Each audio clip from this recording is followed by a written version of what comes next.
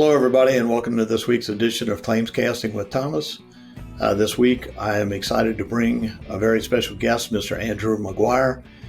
Much like myself, Andrew started his career in claims. I'm not going to say when. It was a little bit after me, which has been quite some time. But I'm very much looking forward to speaking with Andrew. He has built his professional career in insurance and technology in the state of Florida, while I'm in Louisiana. I believe we all know there's a lot of similarities and some differences between the two states of the insurance markets. And with that, we'll get started. Welcome, Andy. Andy McGuire, been in the insurance business for 30 years. I started in 1995 technically I started in the mailroom at Safeco Insurance in one of their branch offices outside of Chicago. Funny part about it, insurance kind of picks you. You don't pick insurance. So I was just bumming around right after graduating University of Illinois, playing golf, taking odd jobs. I was working at a Home Depot. I didn't really, the job market at that point was actually tough. So I was kind of interviewing and I didn't want to take anything that, I wanted to play golf more than I wanted to work. Let's Well, be good for honest you. with that. Yeah, I graduated. I was an Evans Scholar at the University of Illinois. So I had no college debt. So that's a 4-year full tuition and housing scholarship. So Very nice. I was able to kind of take the summer off and bum around. I went to work at Home Depot, and was just when Home Depots were getting put up, and I was stocking the paint shelves, and those racks that they store them in actually collapsed, and almost killed me. So I went back to them and said, Really? You know what? I was working for like a Manpower service, like a temp agency Yeah. at the time. I went back to them and I said, you know what? I'm a college graduate with a pretty good degree from a pretty good school. I don't want to die, trying to make greens fees. So I said, you know what? You're right. They sent me to work in the mailroom at Safeco. Within a week, Safeco recruited me into their claims department. I started immediately training on personal lines claims. I started in Minnesota. I did PIP, auto, eventually moved into property. And then when they opened up a commercial unit, I ended up joining the commercial unit at Safeco, which is actually where I got assigned to actually work the McDonald's account. So I learned all sorts of product What kind of liability. account, Andy? The McDonald's brand. McDonald's. Oh, okay. Yeah. So they had a big SIR, or self-insured retention Yep. amount, and we would adjust the claims within the SIR for a fee. Anything that was, had real hair on it, they wanted to take back to home office. And but I saw all sorts of product liability stuff, like crazy, the coffee spills, because those got hot at the time because of the one verdict, and I think it was Ohio. So I spent 2 or 3 years in claims before I moved into, they called it marketing at the time, but it was really just sales. So I ran a region outside of Chicago, DuPage County. I had 70 independent agents out of DuPage County in Chicago. So you're selling policies. I'm the representative for Safeco Insurance to all of these independent agents as they sell policies. Got it. So at the time Safeco was mainly a personal lines company, but just during my tenure there, they had purchased American States, which was a really big and profitable commercial lines carrier, especially in the Midwest.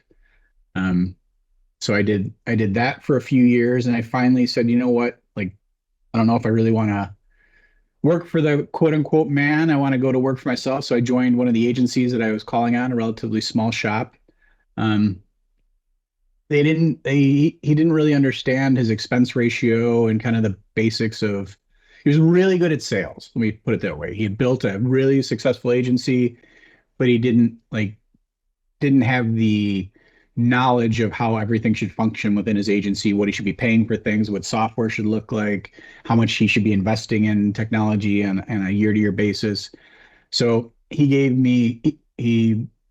basically said, "Hey, run the agency. You have to build a book." So I had to go out and knock on doors, and I went to, I sold life insurance at the dinner table. I knocked on industrial parks doors to sell them property casualty and health and life. And So let me ask you a question about that. So the owner of the agency didn't understand the numbers. Sounds like, the business side of it maybe wasn't his forte. Did he see that in you, or did you have that knowledge, and did you see that and come to him and say, "Hey, I think you need to change some things"?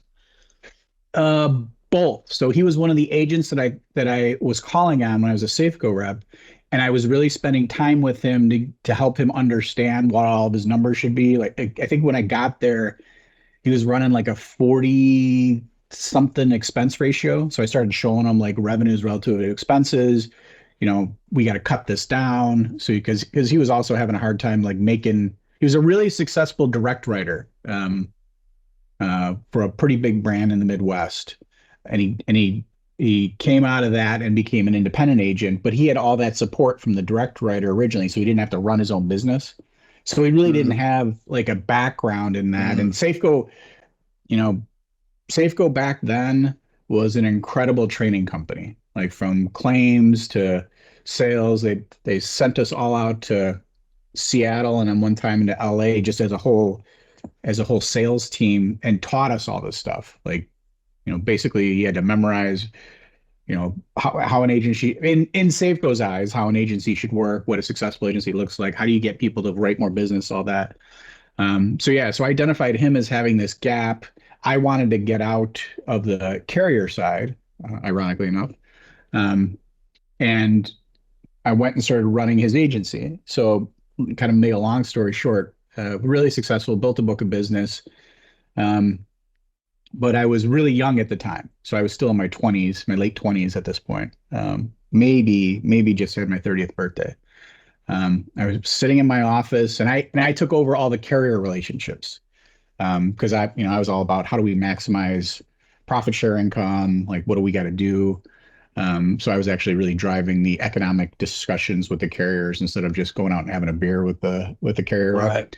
Right. Um, so um, so along came in who was the RVP for the Encompass brand, so the independent brand for Allstate, came walking into my office, and they had just launched their new tech platform, and they were having all sorts of problems, and I was really direct around the user experience, how everything worked, etc.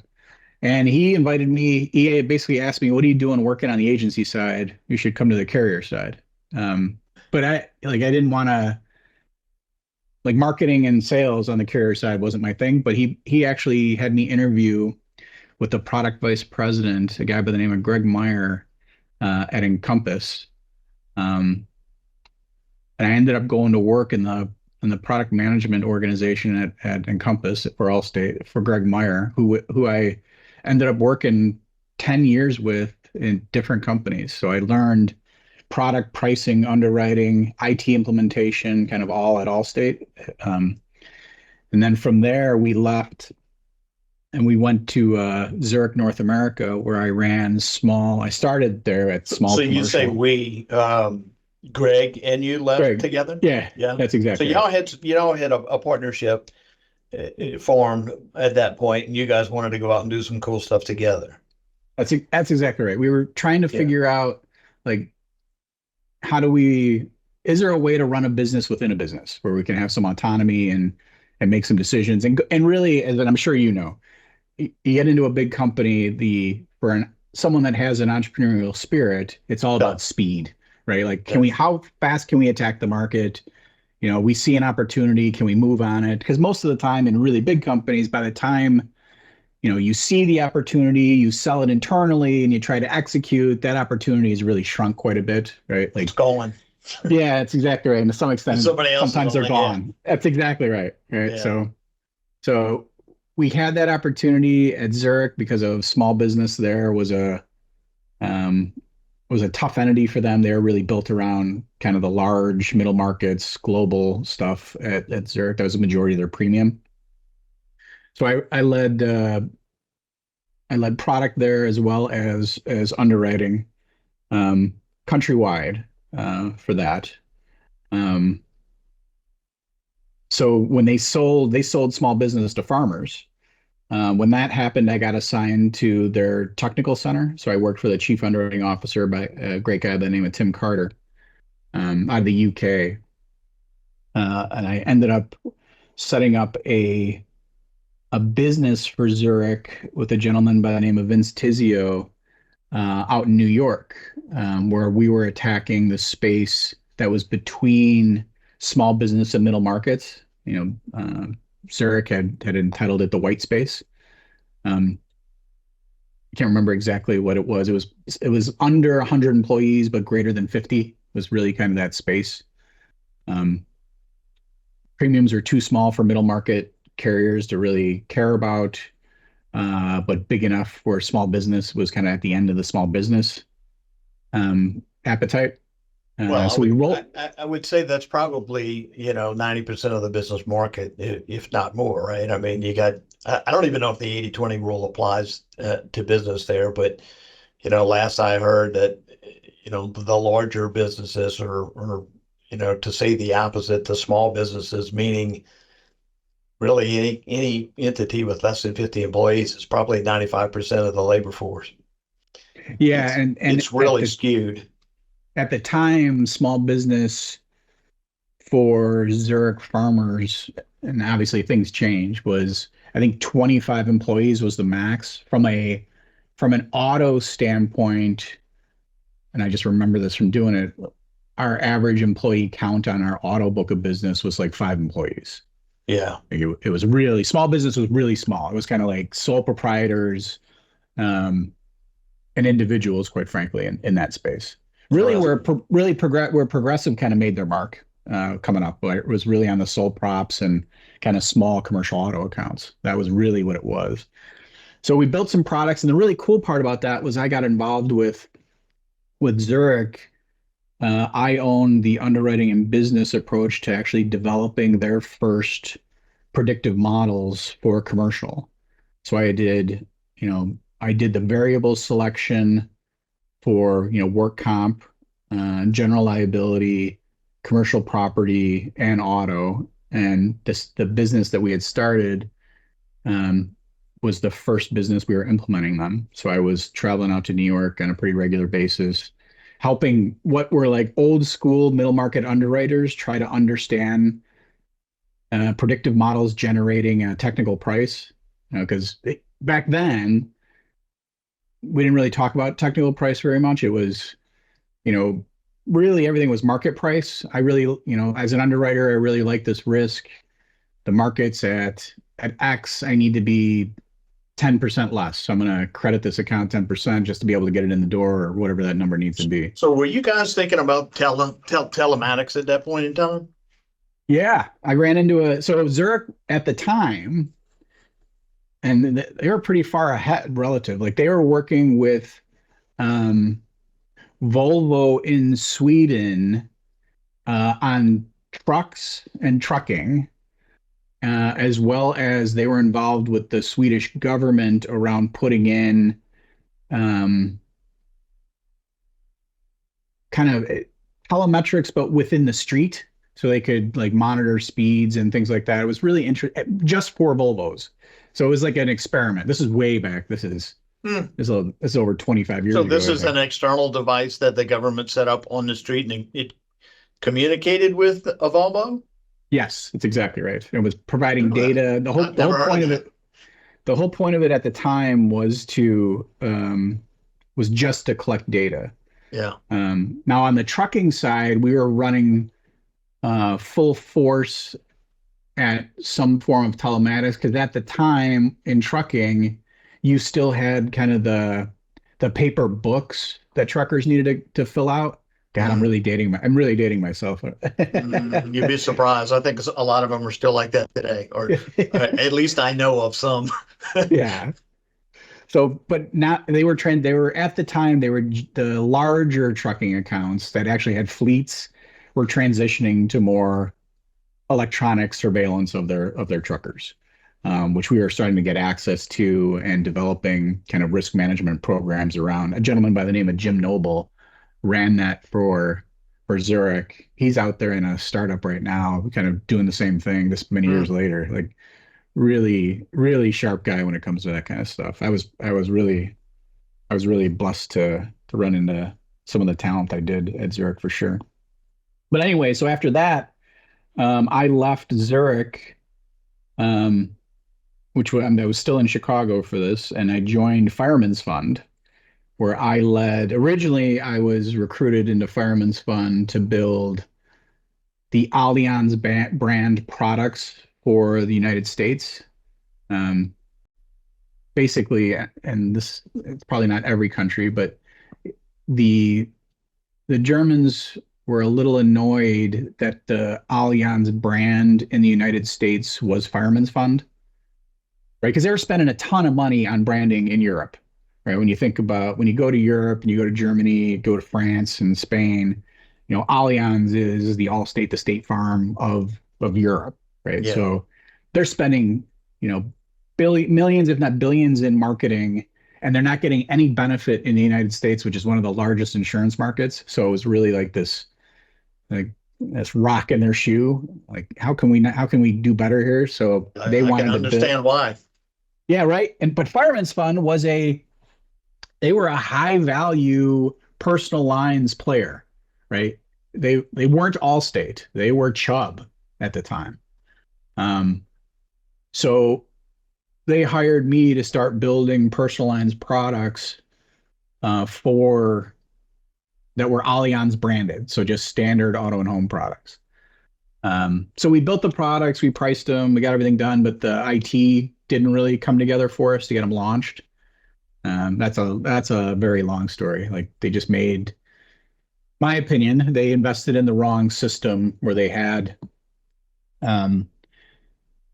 actually had their tables that were rate driven were actually tied to the user experience, or the UI, and the actual rating tables were actually tied together. So you had to like touch both in order to make a change. So you just couldn't make a factor change, send it through the system, change rates. You actually had to test the UI as well, even though you weren't making any changes because they were connected, because you could have broken something there. So it was a very costly system. I made probably one of my first mistakes in my younger career in the meeting talking about it. I was in the meeting with the CEO at the time, a gentleman by the name of Mike LaRocco, who was a good guy I still talk to this day. But, he had went and gotten a bunch of money from Allianz to build these products and build the system. And I'm sitting there. Go ahead, you're gonna ask a question. Well, yeah, I was going to say, so you spoke the truth and it wasn't appreciated. That's exactly right. He asked the question, "Is this the wrong system?" And I raised my hand. I said, "Yeah, this is the wrong system." Like, and I just gave him the same explanation I gave you. Like, this is not. You can't have these things tied together, right? And we shouldn't like put on the product roadmap that we're going to break the two off. We should abandon the system and go buy one that's not together. Like, you're going to spend way more money here. And I got the look of death around the table. They're like, "Oh, that question was rhetorical." Okay.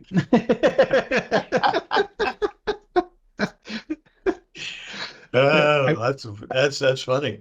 Yeah. You probably still, I know I am. I've got to speak the truth. And, sometimes it doesn't matter what the sunk costs are. If you got to abandon, start over, you bite the bullet and you do it, because you're right. If you keep heading down that half-ass path, you're going to end up half-ass. That's exactly right. Yeah. And over time, my experience has been, throughout my career from a technology standpoint, I haven't seen, from a policy processing system, I have not seen an off-the-shelf system perform really well for individual companies. Now, some of that is the company's fault, because they design for corner cases, like the thing that's going to happen 1 in 200 events, and they spend hundreds of thousands of dollars and hours and hours and hours designing the system around that one event, instead of just like, can we process 80%? Let's go, right? Like, yeah. So that's part of it. the other part is the customization costs on some of these off-the-shelf systems or the development costs. Let's just say it that way. I give Well, you and I think another issue there is the implementation time is so long. By the time you get to the end of that time, that things have already changed. And that's exactly right. yeah, so you have to go back and you have to do it all over again, and it's anything but agile. That's exactly right. And in today's day and age, because one of the things that when I left Fireman's Fund, I joined the personal lines company of Tower Group, the personal line sides of Tower Group, who got bought by NetGen. And one of the things that Tower did wrong, and this is really in hindsight, and especially in this world of artificial intelligence and all the data that you need to train an AI, et cetera, they had made some really bad decisions around how they designed their it definitely was not a data lake, even though I'm going to call it their data Yeah. warehouse data lake at the time. Really horrible designs that if the company continued or even made it to this day, they would have had a really hard time utilizing any and all the data that they had. And from a product standpoint, right, we were hamstrung being able to understand trends, like from a hit ratio standpoint, what are, at a segment level, what are we actually writing, right? Like what's super competitive, right? Because as a product person, if you see on the personal line side, if you see you're closing 20% of something on a comp rater, let's say, on auto, you're writing 20% of the business that you're quoting on a comp rater, you are way underpriced, way underpriced. Like that Mhm. number needs to be, nowadays, that number needs to be like five or lower. Um, Really. that's how many quotes get I've done. never actually even thought about it in those terms, but I would have said, yay, go sales. Yeah. You know, No, and you I would want have to been be the crying at salesperson home. for that company, right? Yeah, that's exactly right. That's when all the salespeople are making bonuses because the Yeah. product guy's losing his. Oh, that's Yeah. funny. So So 5%, huh? Wow. yeah, that's actually reasonable. I would start sweating if it got to eight. Eight was kind of like my magic. Like No kidding. we're probably a Hmm. little hot, right? Because next thing you know, other carriers put in rate changes, and all of a sudden your number's at 10, 15, and it's getting away from you. So that just tells me that that market, there's just a lot of churn. There's just a lot of natural churn, a lot of shopping, and it's largely based on price. Yes, that's absolutely true. So Mm. well, let me say it this way. Um, the advent of comparative raters really shifted the shopping mentality of agents, right? Like before that, independent agents specifically were very much about selling value, right? They wanted to sell the auto, the home together, whether it's a renters, they wanted to do, life insurance, they wanted to bundle and have a relationship that was a lifetime with that client.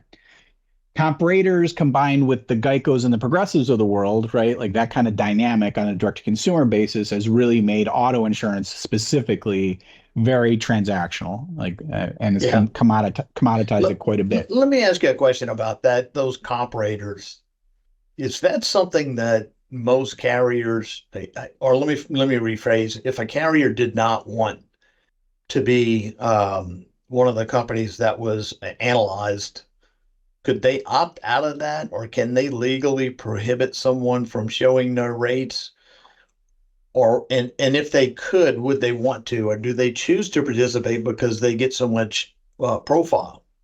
Yeah, it's cyclical. So, um, generally speaking, um, from a product perspective, we weren't huge fans of it. However, to your point, the amount of data that we actually saw, um, in terms of agent behavior, right? Seeing what agents are selling us when we're the cheapest only. Like if we were within 10%, they were still selling the cheapest price. Um, that was really good information.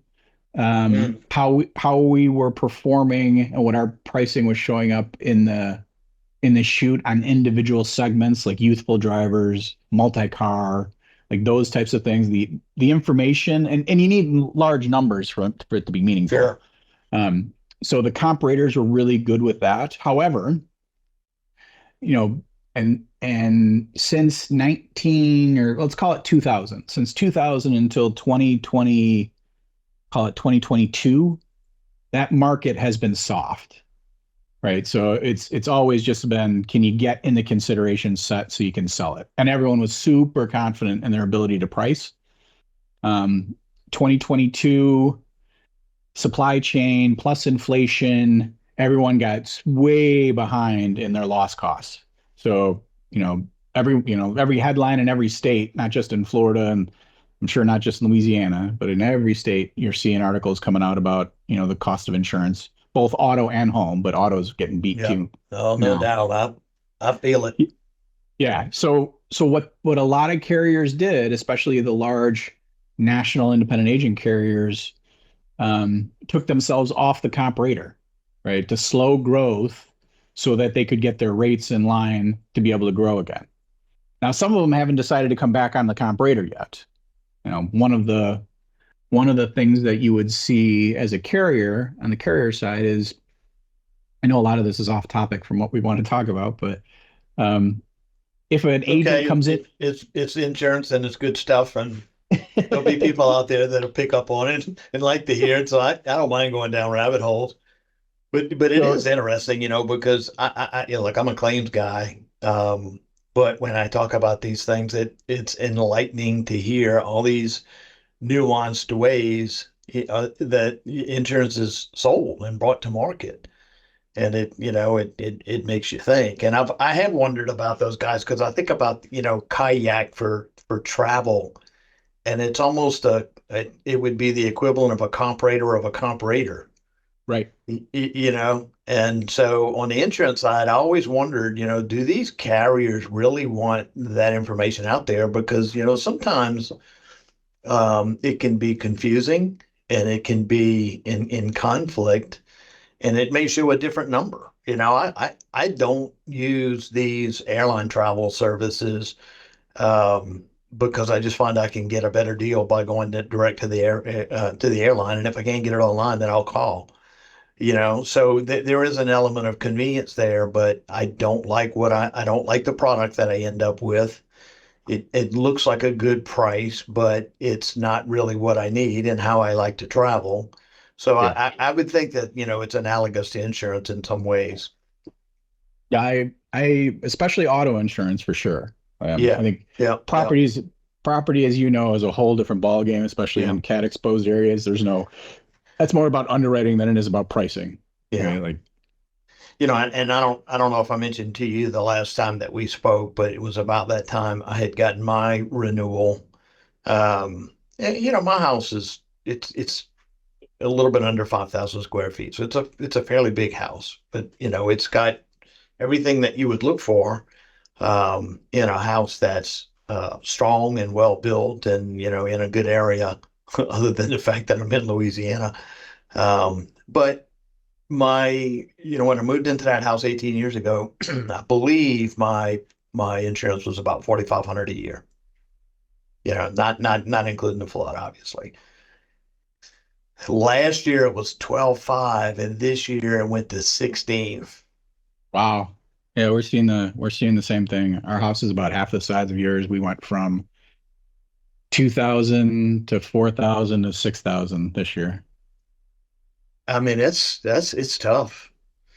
Yeah, it's gonna So, have, I mean, from an economic standpoint in this area, you're seeing some significant pressure on fixed income people, that own their oh yeah, homes outright. Like those insurance prices are getting, and on yeah, top of it, you're seeing in the area that I live in Florida, you're seeing some of even the newer constructions that had these, big HOAs associated. So their insurance is jumping and their HOA's insurance is jumping. So they're getting, right, double hit.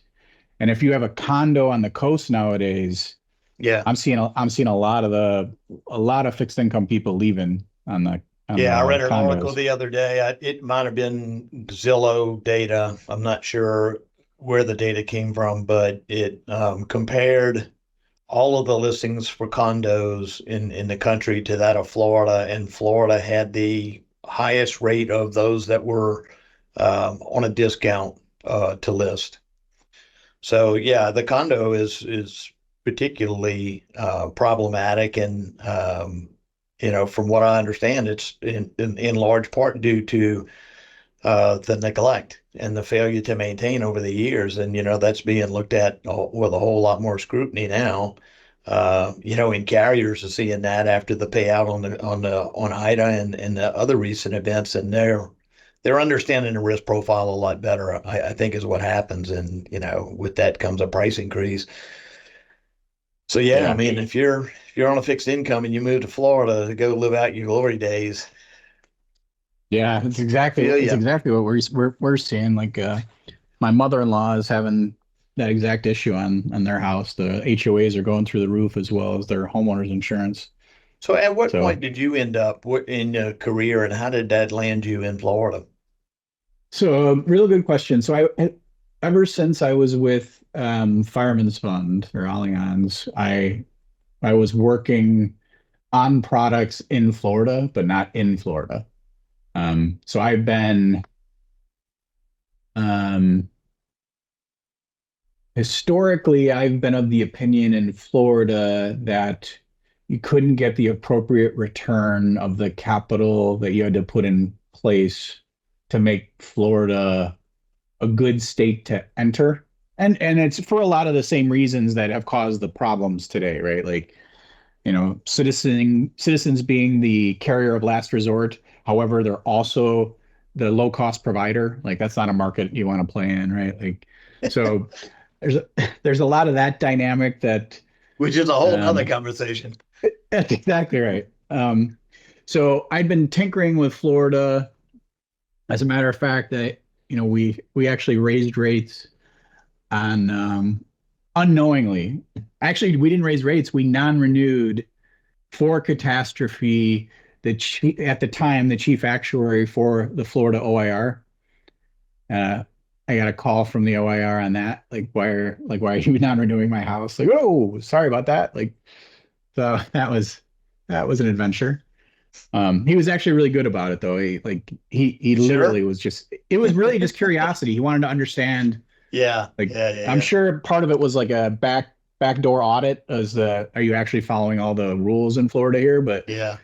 But it was a really good conversation.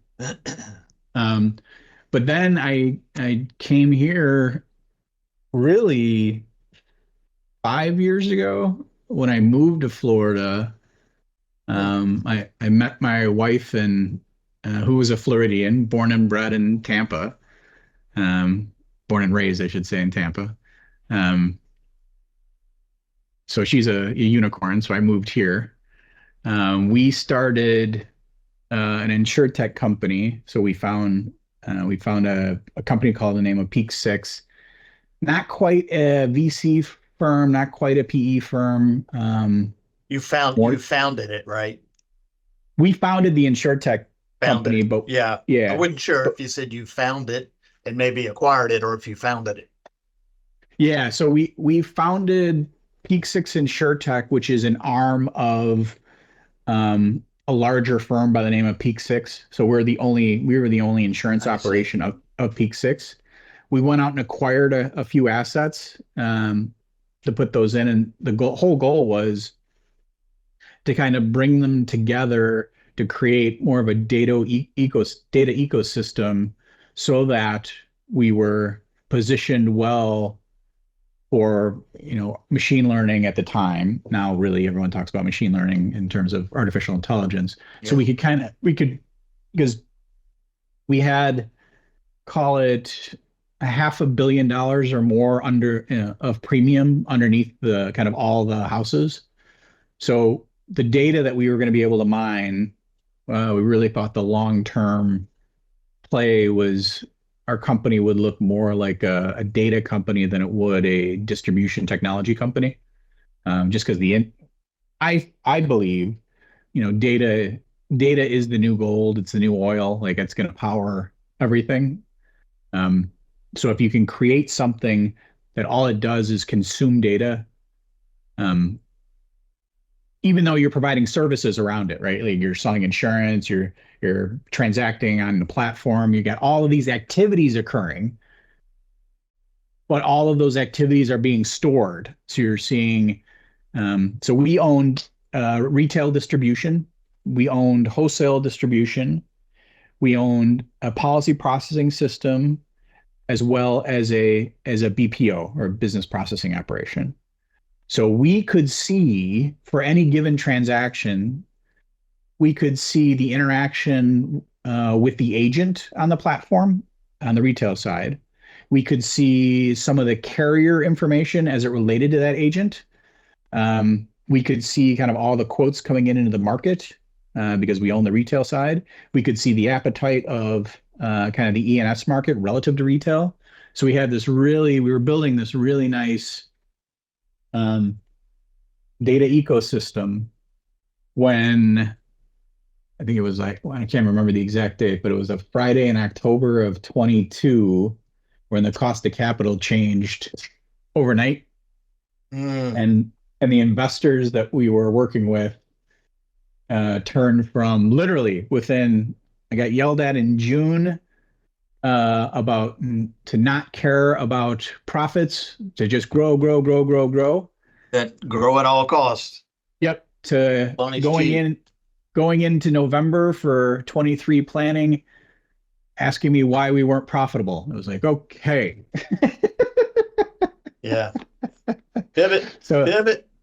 that's exactly right. So we started pivoting, we pared down the strategy, we reduced costs, we did all of that. We eventually actually sold one of the entities to try to recoup some of the investment that we had made. At which time kind of I've kind of stepped away from the whole thing. It's a smaller entity now. They don't need someone like me. I am, to that end, I actually started my own consulting company, and I've been hired back by them to kind of help them manage through transition, regulatory, strategy, things like that. How much of that data was identity was on the claim side? Quite a bit. So one of the entities that we owned was a regulated uh, shell company. So we actually took risk. We had a risk-bearing entity. So it did commercial business in capacity. So we had 7 years of claims. I think it was at a high end premium of around 20 million. Yeah. And that's So all concentrated in Florida. there was a little Texas in there, but Little preponderance was Texas. Florida. Yeah. Yeah. So give me your thoughts. I know that we talked, and one of the topics that we wanted to touch on was how we both felt about AI and what it means for insurance. And you started in claims. You spent a whole lot more time outside of claims on the retail and the production side and the underwriting. And um, with my focus on claims, and we've been in business. Well, we launched our SaaS application in 2004, so right at 20 years. So we had 20 years worth of claims data. And No. if I had to guess, um, I would say 80% of that is probably Florida, and for sure coastal states, and probably 80% of the 80% is cat related, right? So to a major event, and a lot of that, actually, our largest storm ever was Sandy. Surprisingly, shocked me. I had no idea.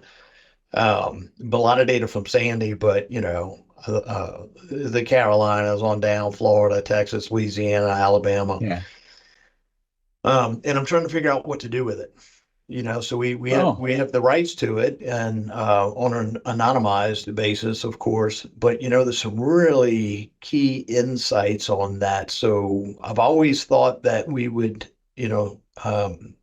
monetize that data, And then AI came along a few years ago, and I've been talking to a few AI companies, and I think of, instead of a large language model, I actually think that the future for claims is in what I call a small language model, and I don't know if that term even makes sense, but the idea is you take that data and you run it through an engine and you index it all, and then you build rules on the engine and it says, okay, well, this is what happened in the past, therefore I can make predictability about what I think is going to happen in the future with a claim that has these types of attributes. And then, and one of the things we're working on is, a digital first notice of loss. And we've actually had that in production for a couple of clients for a couple of years, but we're really going big with it. And the more that I look into that, the more I see the quality of information that you can get through a digital process that starts with the insured who's filling out a form as opposed to someone verbally asking questions. And then you getting, by the time it gets to the adjuster, it's third or fourth hand information that was probably duplicate entered twice, right? So it's really, and it's not good quality data. So we're improving on that process tremendously. And the idea is, if you ask the right questions at the right point in the life cycle of the claim, and then you compare that to the rules on your 20 years of data, you can overcome a lot of what I see as the main problem with claims right now, particularly CAT, is the shortage of skilled manpower and the boots on the ground. Yeah. So, if you can use that data to desk adjust the low value claims, to me, that's the future. And so I'd love to hear your thoughts on that. Yeah, I think you're absolutely right. I think it's one of the things that's driving kind of parametric insurance for wind, right? Just having that kind of insight and knowing, at straight line winds at this mile an hour for these types of exposures, history tells us it's X amount of dollars, right? So you can really just, cut through the timeline and process of claims. But I got to tell you, when you were talking about it, my first reaction. So I've been on the reinsurance side for quite a long time. Since I joined Fireman's Fund, I've been part of the reinsurance buying or leading it. Um, and one of the issues, especially in Florida, um, is the actual hurricane models themselves, right? And the loads associated um, on an individual risk basis for those models. So they model out what an average annual loss is on a per risk basis, right? One of the things that in my career that has been a struggle is trying to calibrate model miss. So what their prediction is versus what actually happened. Yeah. Um, and what I would do with your data is I would definitely team up with, an RMS or something like that and I would create or even license their product and create kind of I don't know how to phrase it, but like a model of model miss. So you can actually be better at tuning, carriers can be better at tuning the models to what their actual AAL is going to be. Yeah. Right. So, because it's the well, in Florida, the models have missed significantly low on some of these. Now, some of that is due to the kind of the litigious nature of the property market in Florida, right? Like that's Yeah. not really damage, right? That's more a function of lawyers, but Yeah. theoretically, It's a whole you're going to have different that in data your data. point. Yeah. I mean, it's a Yeah. different data point that, it's controlled in an entirely different manner. Yep. But, I'm sure that the reinsurer models, I would think that their model is largely based on construction data. But I'm curious if that's actually the case because, data aggregation, it's been a thing for 10 years, but to get really good at it and to bring in data points from so many disparate systems, I think is where the key is. And, I don't know. I haven't gone out to market the data and to see, um, if it's just a huge commodity and there's no value in it. But it would be interesting to see just how well those models do, with the predictability based on, things like the construction. Because from my adjusting days, you would know a little bit from the FNOL about the type of home you're inspecting before you went out there. But Yep. I don't think that the underwriting side captures a lot of the detailed construction information. And I actually would like to talk about that too, because um, I told you about the premium renewal that I got, and I finally said enough is enough. So I'm not sure if I should be saying this publicly, but I said and I swore that I would never do this, but I got a quote from Louisiana citizens, and and I Okay. and I always thought that I always thought Louisiana said I'm going off track here for a second, so bear with me. I always thought that Louisiana citizens was by law required to price 10% above the market. And so I always said, well, what is the quote unquote market, and how do they continually price increase? Is there some baseline where they said, okay, here's the market. I'll give you a quote. It's 10% more than that because you can't go anywhere else. But what I found is the underwriting packet that the qualification was you had to be turned down by one other carrier, which I had been, right? So that made me eligible. And I can tell you that my price was way less. Yes, that's the So problem. it is a real big problem. It's a benefit to me. We'll see if I get hit by what the claims like, but as far as just the premium cost, it's a problem. And then I got a call a few days later from a guy that said, "Hey, look, I'm going to be coming out to take some pictures, for your file." And so I said, okay, well, what time do you want to meet? And he says, well, you don't need to be there. I'm just going to pass by. I wanted to let you and your wife know if you saw a car in the street taking pictures of your house, that would be me. And I can tell you that, we've run systems for IE firms and TPAs and other, just vendors that go out and do task rabbit type stuff, that the underwriting is basically that. It's a pass by and take a picture out the window of the car from the street. Now, I just don't know how you know what your risk is in that case. Well, So, yeah. That so so it go and to tie that into my point, I mean, you know a little bit about the construction for that, but you don't know about, the update and the maintenance and the care, and you don't go inside at all and see if the place is being kept up. So, when a storm does hit and you get a claim, lo and behold, you got to pay for a lot of stuff that's always been there. yeah, so there are some good, you know, like as I had said, data is the new, commodity, the new oil. There are some really good data providers nowadays that give you some significant insight into properties, especially homes, where they've got kind of all of um the home modifiers, the roof, as it relates to Florida, the um all the hurricane mitigation items, etc.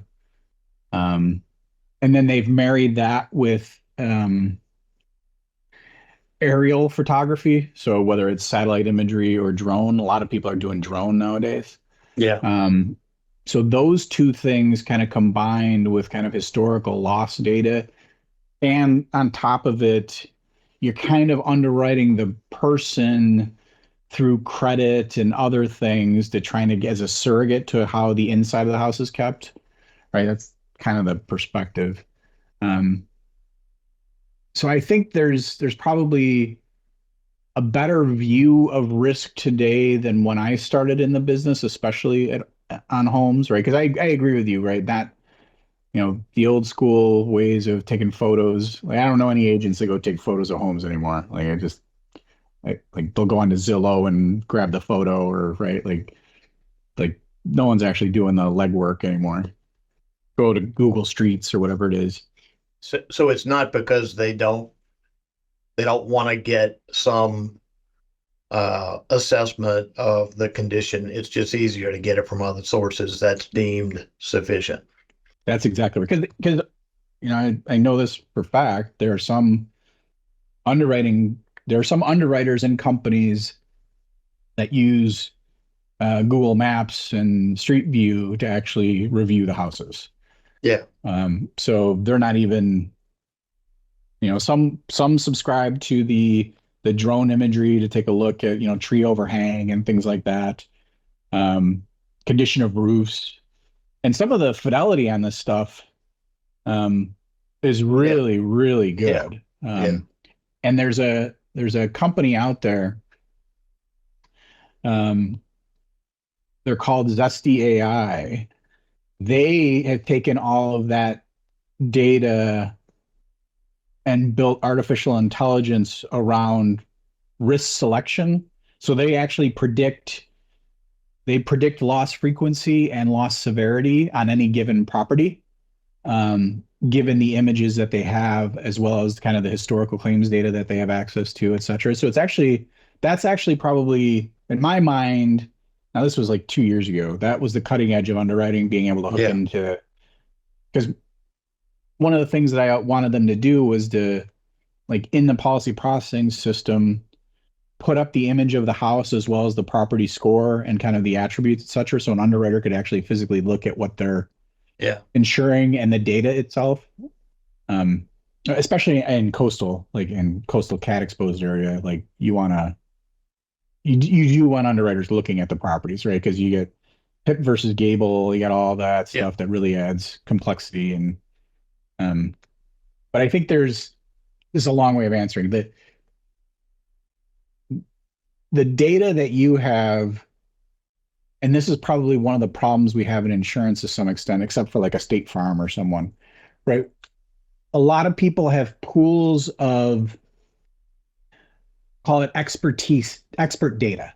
Like you have expert claim data that I could tease out behaviors, I could tease out vendors, I could tease out construction type and how it interacted with the loss, right? There's a lot of that stuff, right? That needs to be married with all the exposure data that exists out there. And then that needs to be married as well with all of the consumer data out there. Because now there's great, I'm actually in talks with a vendor now. They built a model that will give you a propensity of a customer to make a claim and a propensity of a customer to file a lawsuit, right? So when you think about the So litigation being the more problem, on the personal profile side. that's exactly right. Because Yeah. you're getting to a point where you're, to some extent, and it's probably a little bit more outside of Florida than in Florida, the data is so good enough that you can price the risk, you can price the claim, you can price the exposure, and you're actually going to be underwriting the person Yeah. that's associated with the exposure. To be honest with you, if I were doing it, that's exactly what I would do. It's That's exactly what I would do. And I'll give you a little bit of this is Thomas's take on, the proliferation of litigation in your state and mine. And yeah, absolutely, the litigation financing and private equity money that's going to pay law firms to be storm chasers, that has to stop. But I think there's a side of that that's being under considered, and that is the environment that's been created. And what I've seen over the last 10 to 15 years, probably more so in the last 5, is just the diminishment of coverages. And you yes. keep taking away and taking away and taking away and putting this limit in and excluding that, while at the same time you're raising deductibles, and your deductibles are percentage. So the market value of the house is going up, and therefore the deductibles going way up. And so at the end of the day, when you file a claim, I mean, you got a 10, 20, $30,000 claim, which is a significant claim, which, 15 years ago, you'd have gotten paid, you know, Yeah. you'd have gotten paid 90% of that probably. Yep. And today you get nothing. Yeah. And so it's very shocking for the insured to go through an event like that, which is absolutely no fault of their own, a man-made, an act of nature, and to have very expensive insurance in place, and you come away and you've got direct damage due to a storm, and you get nothing. And so it creates an environment, in my opinion, that, it makes it easy for the lawyers to come in or even the public adjusters to come in and say, hey, I'm going to get you something. And people Yeah, listen. I So totally agree with you. So anecdote, not anecdotally, like we had a roof claim in Ian. Um, our roof needed to be replaced.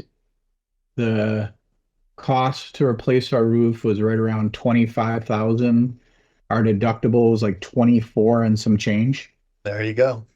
So it was like, Tough pill well, to swallow. yeah, what are you gonna do? But I've repositioned how I think about insurance in Florida, right? Like I in Illinois, I would have been kind of upset about that. Yeah. But there's a not infinitesimal probability of my house being completely destroyed. Yeah. And that's what I'm buying insurance on in Yeah. Florida, right? Yeah. Is So, but you and I are both insurance guys, right? So, Yep. so we understand that. And at the end of the day, there is a greater Yes. than 1% chance that something significant's going to happen. Yeah. Um, so, I've thought about going X-Win, and I'm probably going to go X-Win. I've got a relatively new roof on my house. It's like 8 years old. I had a hailstorm and completely replaced the roof. So I don't want to have to buy a new roof, but if I can get a fortified roof, and there's really not much else that I need to do. I mean, my house has been through Katrina, and the only thing that Oh it did, yeah. it took off, an awning, and some gutters. And so, we've had a number of storms since then. So I'm like, do I really need to be spending all this money on this? But to the average insured, they see the premium and then they get the experience of the claim and they don't think about it the way that we think about it. And they're like, I need to go get an attorney. And I Yeah. think until we do a better job as an industry of really, speaking that truth and explaining to people, hey, this is not just your insurance company trying to make a bunch of money. There's significant factors that are creating this. But I also think there's different ways that you can price policies. I I'm I totally agree with that. Yeah. Well, let me hear you talk about it. And look, we're hitting an hour here, so I don't want to keep you on the phone forever. We had a couple of other things to talk about, but honestly, I could sit here and talk about insurance in Florida and Louisiana and cat events, for hours at a time. I'm not gonna to drag you through that, but um, Not a you problem. I you can definitely go over for a little while. okay, awesome. Yeah. So Um, tell me what you think about the pricing. so I agree with you. Um, I think there's a paradigm that exists where carriers, especially in Florida, try to write as many policies as they can given their PML constraints or their AAL constraints, however you want to, how much capacity they have. They try to write as much premium or the actual policies underneath Just to that. fill the bucket as quickly as they can. That's exactly right. And I Yeah. think the paradigm shift that needs to be made is it needs to be more of a function of profit, not homes. Like I can write. I don't really care how many homes I make as long as I make, if I cover my cost of capital and provide a reasonable amount of return to my shareholders, right? Which is how Over what period of time? that's a good. I would say probably 5 years, like because 5 years. Okay. Yeah. I you could. There's an argument to be made that it should be one in Florida, right? Like, but that's a little bit unreasonable too. Like Yeah, that's not an insurance. we went a decade in Florida without a hurricane. Like Yeah. there's there's definitely a reason that you should have a better perspective. So I think that's one paradigm change. I think the idea of um like take this example of ACV roofs, right? I will Love it. guarantee I will I love it. guarantee you there's not a single pricing person that can actually tell you what their savings is from a loss cost perspective, moving to ACV roof Uh, from replacement cost. I will guarantee you no one actually knows that. Everyone inherently thinks that it saves money. And it probably does, but no one can measure it. I've never seen in my entire career, 30 years of doing this, anyone give me a really good measure on what ACV roof buys me. well, in my opinion, it's less of a statistical factor than it is a human nature factor. Because if it's ACV, you're going to maintain it and you're going to replace it when it needs to be replaced. You're not going to just wait for the next storm to come to buy you a new roof.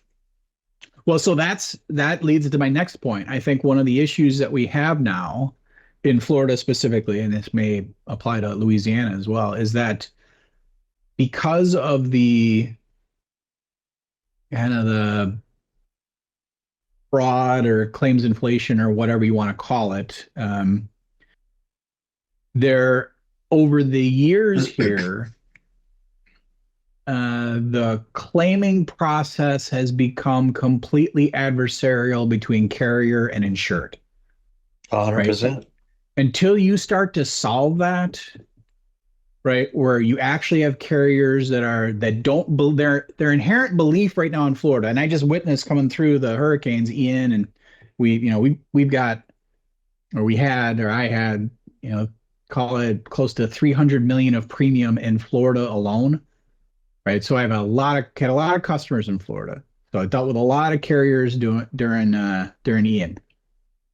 And the biggest kind of aha moment I had is carriers on attritional losses, right? Forget cat first, right? On attritional losses, those have been generally plagued with fraud, right?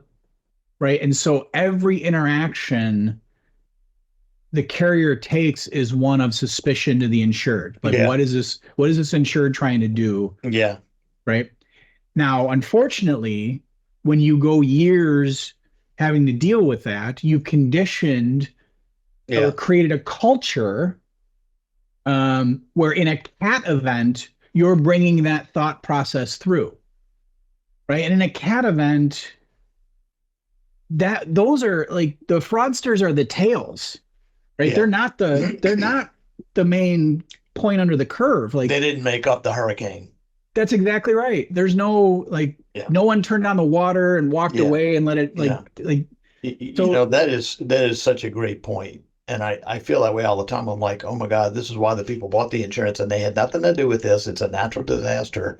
Now there's some soft opportunity for soft fraud in there for sure, but it's not like not like a ball being hammered to a tile floor. That's exactly right. And I saw that prevalence of attitude through Ian, and it was really kind of, for me, it was a little disheartening. Like, we could be like, I always kind of say you have to have an insurance heart to be in this business, right? You actually want to help. Like, it's one of the reasons why I like insurance people so much. Yeah. Is there's a core in each one of us somewhere that likes helping other people, especially if you're in the industry as long as we are, right? Like, Yep. And don't get me wrong, there's decent money in it for sure, but you actually get to do something for people, protect them. Like it's a calling almost to some extent. And I see that get eroded in Florida specifically because of the inherent fraud risk. And it's like horrible when it's in a hurricane. Yeah. Right. Everyone needs to kind of rethink and then on top of it, to go back to your kind of original point, raising rates at this rate and cutting coverage when you really can't, I would be surprised. And I'd love to see the data, but I would bet that most carriers can't tell you how much loss costs are going down by the coverage they're cutting at the same time that they're raising rates, right? So I would actually argue they're probably, they're making it worse for the customer and raising prices, and I'm not sure they're getting the benefit that You were they going to think they're say you getting. would argue that the opposite is happening, and I would support that argument 100%. I think that's exactly what's happening. I Yeah. that's what I say. You have to rethink the way you're pricing the policies and the way you're cutting coverage. Well, Because and at the that's end of the day, I mean, insurance is the product is the claim, and if you're not gonna pay the claim, you're gonna pay for it through litigation.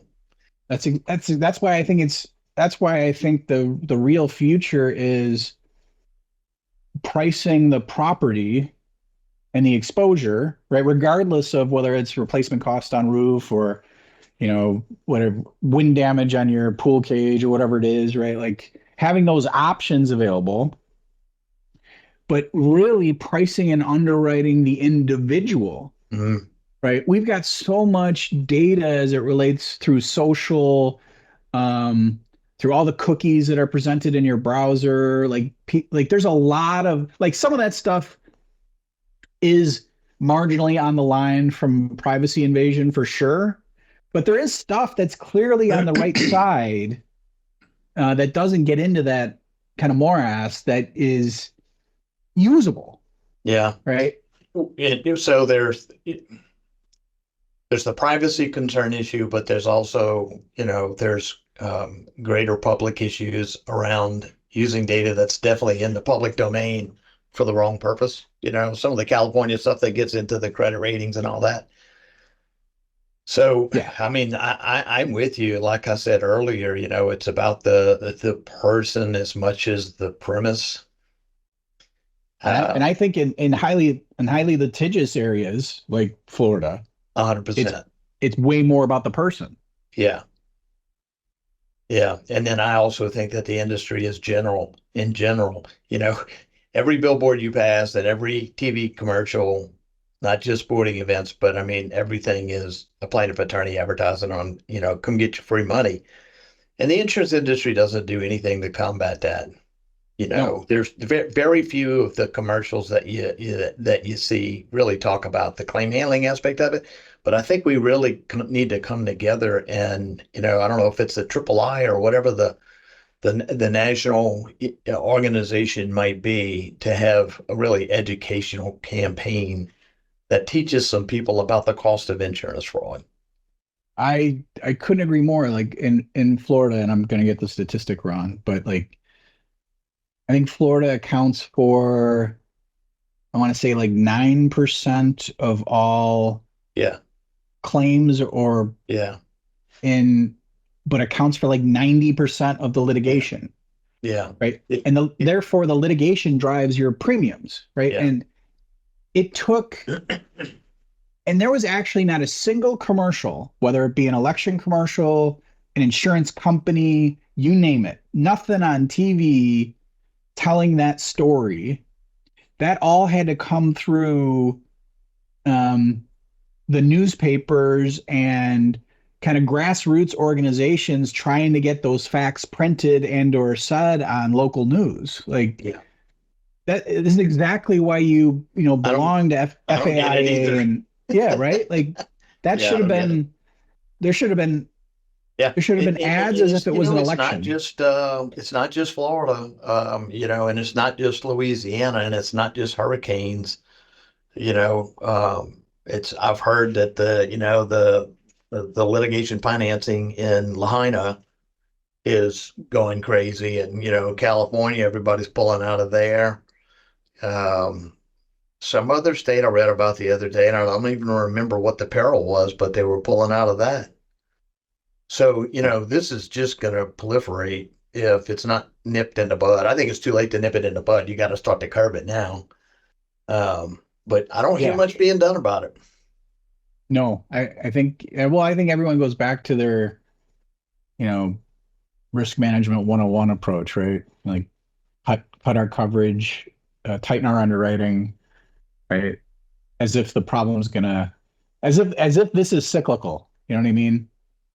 and it's Yes, not it's not cyclical. cyclical, and it's not very long going to be geographic either.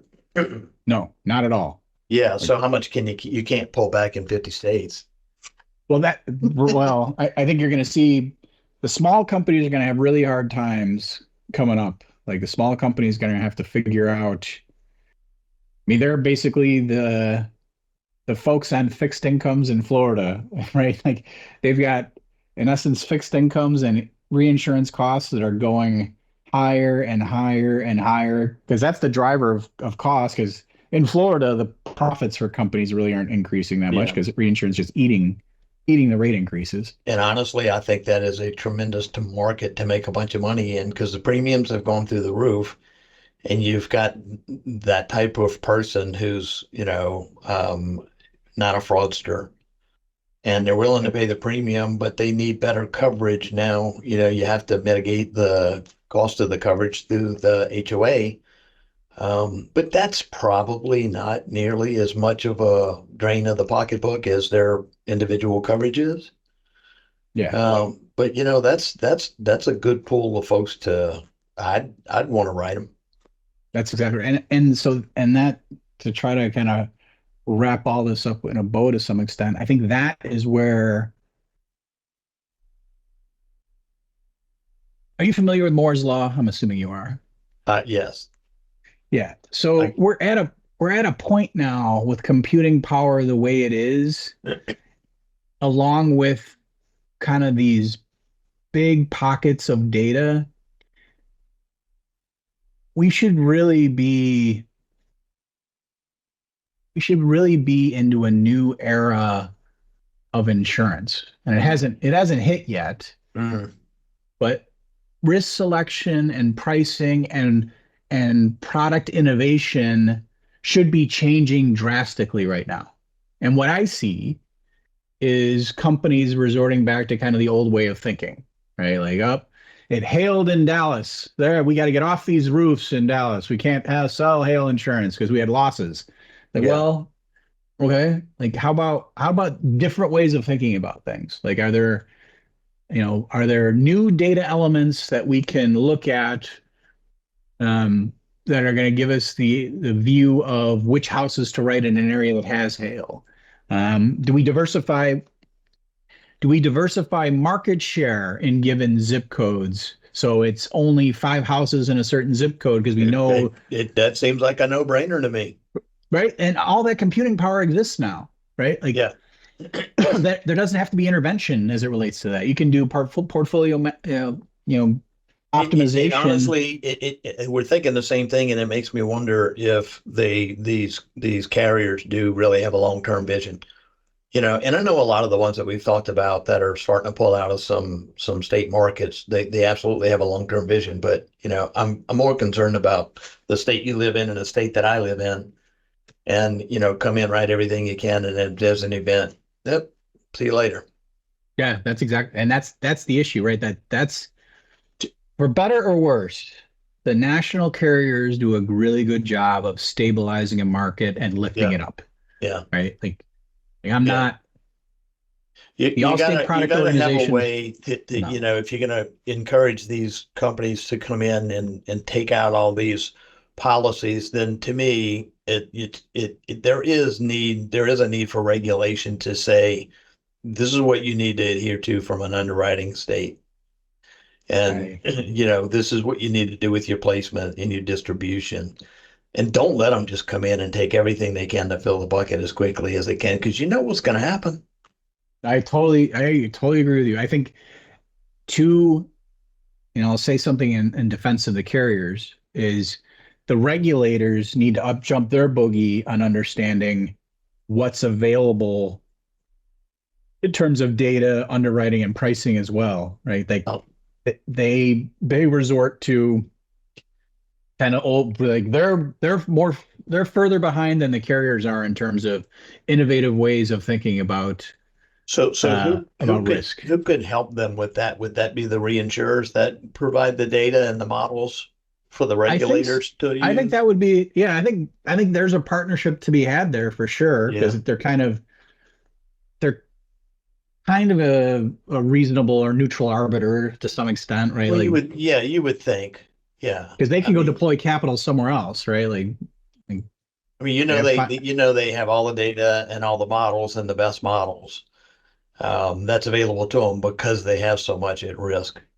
definitely on the cat side for sure. Like Yeah. they've got a much better perspective of that than now. That being said, there are still some reinsurers that are using out of the box models, right? There are some really good ones like Ren that has their own models for sure, but there are smaller ones and some of the ILS funds coming out of Bermuda that use just straight out of the box stuff, right? And they're kind of to some extent they're following markets, so that's okay, I guess.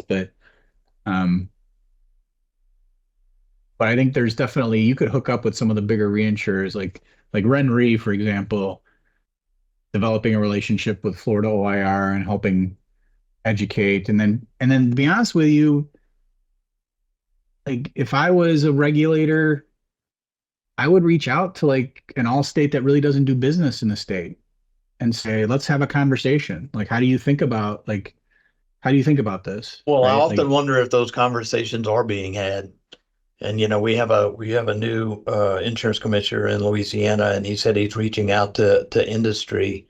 And I wonder, does that mean that you're reaching out to the takeouts that are coming in, or do you reach out to the big boys that don't want to come here? Because I'm more I'm more interested in finding out why the national carriers won't come back. that's And, exactly and right. and see if you can address it from that issue because at the end of the day, you're right. You have to have that element in the market to stabilize it. Yeah, because and not to be Pollyannish, but I think I think you could probably get like 70% of the way there for what some of these nationals would need, right? Some of it's going to be unreasonable, right? Like no one's going to agree to a 20% return in 1 year every year for taking property risk. Like no one's going to like no regulator is going to say, sure, you can make that kind of profits on my citizens. Like I get that part. But there's definitely some regulation move. There's some capital requirements, things that you could do. There are things that you could do to make it uh, more appealing for a market to come in, Mm. right? Like using long-term models or short-term models instead of the medium terms, right? Like there's a lot of things that you could do to make it a little bit more appealing. Now, some people will just say, you know, I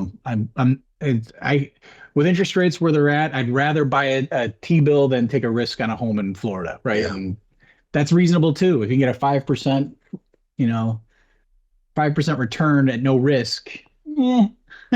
Yeah. That's a that's a different Well, animal.